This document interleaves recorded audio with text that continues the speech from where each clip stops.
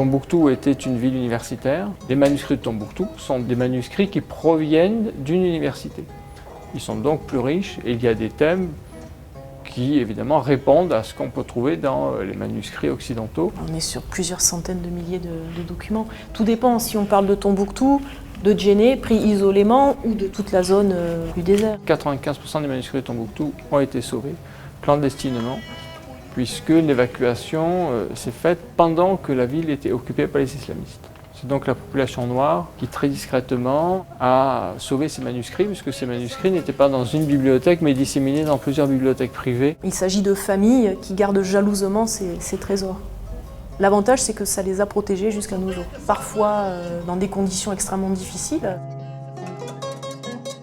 La pièce la plus rare, qui est aussi la plus ancienne, c'est un folio issu d'un Coran sur peau de poisson. C'est un parchemin du XIe siècle, donc de l'an 1000, parfaitement conservé, rehaussé d'or, avec une très belle calligraphie.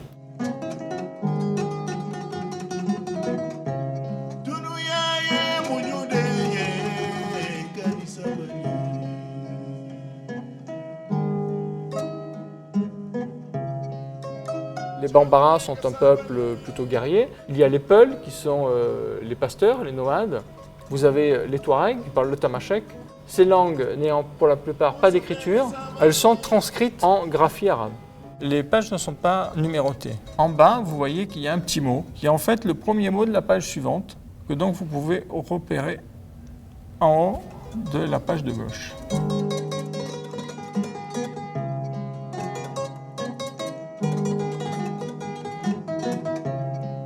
Des documents très importants à Tombouctou, ce sont les chroniques historiques. Il y a une traduction d'historiens à Tombouctou depuis le début.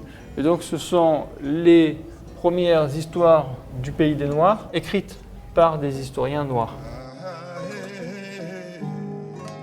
Et puis il y a toute la partie la plus scientifique, les mathématiques, de l'astronomie. Il faut savoir que les Arabes découvrent les textes grecs qui sont conservés dans la grande bibliothèque d'Alexandrie. Ils se servent des penseurs grecs, donc ils continuent leur œuvre, ce qui fait qu'à cette époque, ils sont en avance en médecine, ils sont en avance en mathématiques, ils sont en avance en astronomie, et créent une école de médecine qui ensuite a transmis son savoir à la Renaissance à l'Occident. Donc ils jouent un rôle de transmission, c'est la première chose.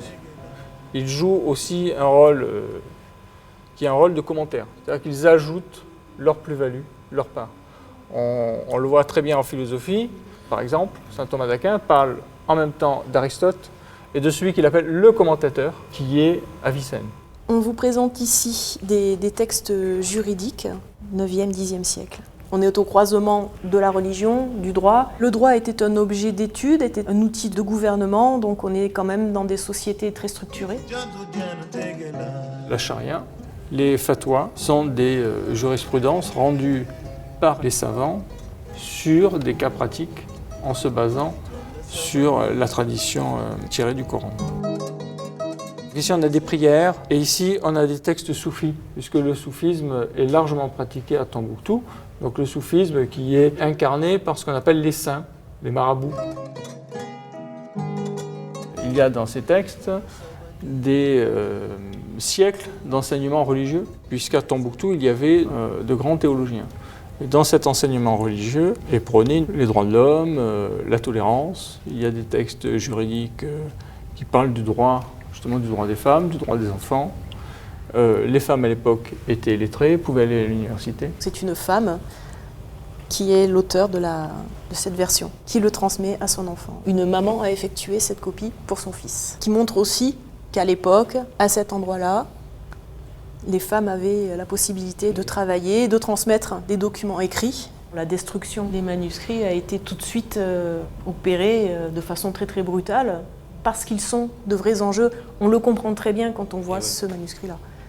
La place des femmes, l'écrit, la place de l'écrit, voilà.